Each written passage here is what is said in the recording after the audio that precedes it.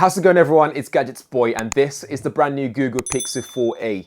Let's take a look. So in front of us, you see this packaging here. So this is just a reviewer's packaging, so you don't get this in the retail, but the retail box is actually inside of the whole packaging as well. So this is £349 right off the bat, it says on the box. So we know how much this is going to cost if you're looking to buy one of these. So inside the packaging for the influencers or reviewers or whatever, you do get this phone stand holder, which I quickly gave up trying to build. And you also get some goodies in there for us to sort of go through while we review the phone and look at all the settings and whatnot and set up the phone as well. So inside the retail packaging, you get a user guide. So give that a read to get set up very quickly.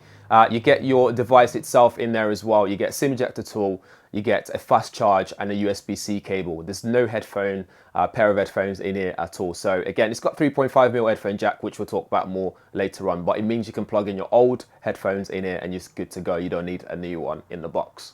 When you don't have the money for an iPhone or a Samsung flagship device, but still want a phone that you can rely on, whether it's for battery life, camera performance, design, and something you can use for a while, for example, on a 24 months contract, where do you look?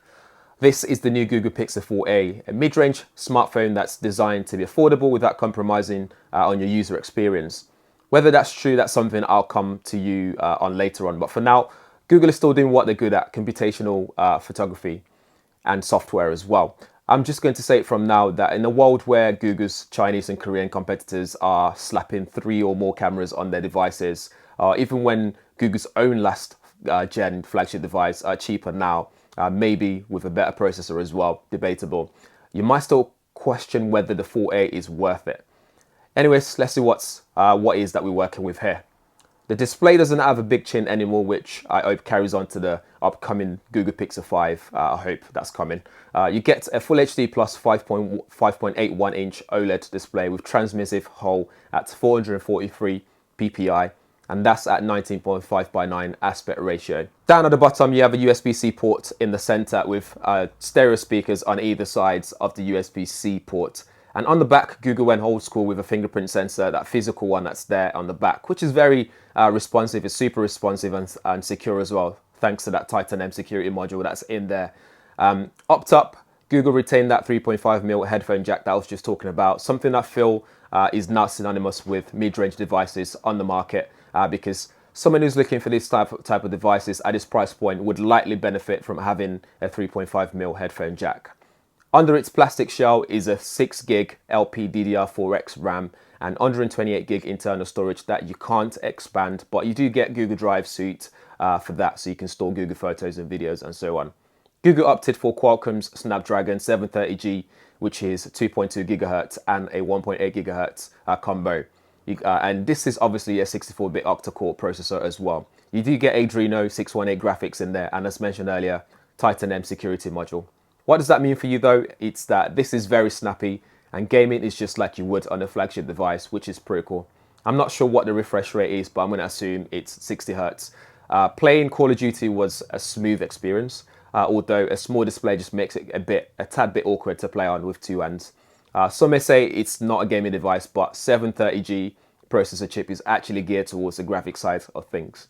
I would say a combination of Qualcomm's hardware and Google software magic makes this device, the Pixel 4a, a decent device all in all. One advice is make sure you have all your apps updated and installed before you try and do things with it afterwards, because it gets quite hard doing all those things, as I quickly found out. And even using the camera settings to do dual exposure stuff, it just didn't work because it was too hot. For battery, it's big enough at 3140 mAh. Which means this should last you all day, especially with Google's adaptive battery technology in there as well. You can expect it to definitely last you the whole day, as I found out so far.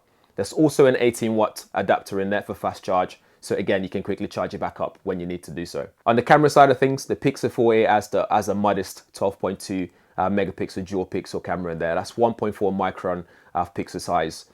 There's no telephoto, no ultra wide, no macro lens, but if you wonder why, I reckon it's based on just Google's data. They probably don't see mid-range users using those lenses as much as it warrants having to put that module in there. But when spending £350 though, and the OnePlus Nord that just came out exists for £50 more, it might be a hard sell though. Having said that, you can't knock the Pixel 4a's camera capabilities. It has autofocus with dual pixel face detection.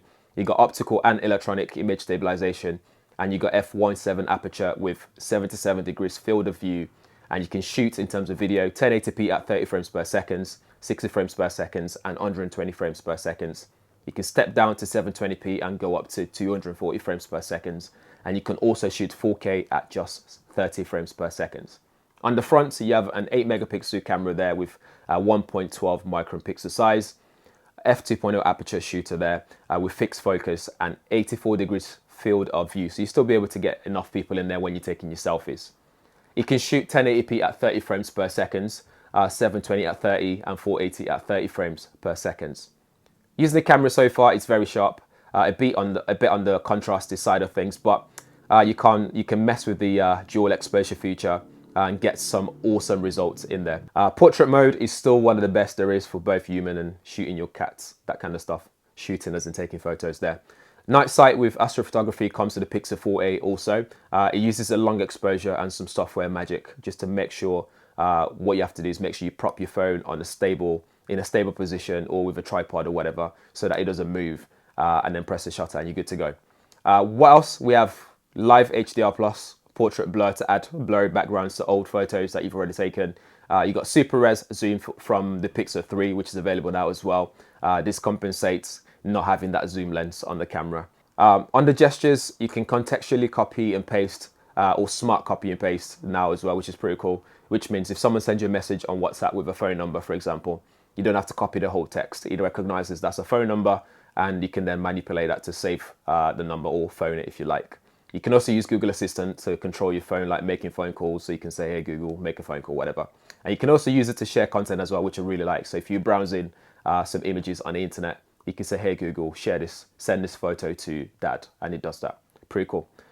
Google One users as well, worth mentioning that you have the option to sign up for a 3-month Google One membership, which includes 100 gig of storage. You got additional member benefits such as expanded storage, premium support from Google experts, family sharing and other member perks, including Google Store rewards and more. Smart storage and unlimited photo and video in high quality is available as well. On the live caption kind of side of things, it works using on-device automatic speech recognition, and it works really well. I've seen it work before, and they've brought that to the 4a, which is useful. Recorder app now lets you start, stop, and search voice recordings using Google Assistant. You can export to documents now too with formatting options.